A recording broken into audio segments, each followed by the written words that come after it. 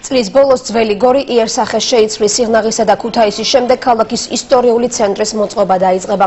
სიახლეს შიდა ქართლის მოსახლეობას პარლამენტის თავმჯდომარე მაცნობა დავით ბაქრაძე ადგილობრივებს გორის კულტურის ცენტრში შეხვდა. ბაქრაძე ამბობს, რომ სარეაბილიტაციო სამუშაოების დასრულების შემდეგ ქალაქში ტურისტები მომრავლდებიან, განვითარდება ადგილობრივი ეკონომიკა, რაც ახალ სამუშაო ადგილებს შექმნის.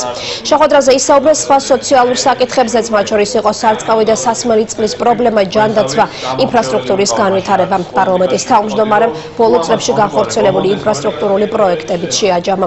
ყურადღება გაამახვილა იმ პრობლემებზე, რომლებიც ჯერ ისევ მოუგვარებელი რჩება.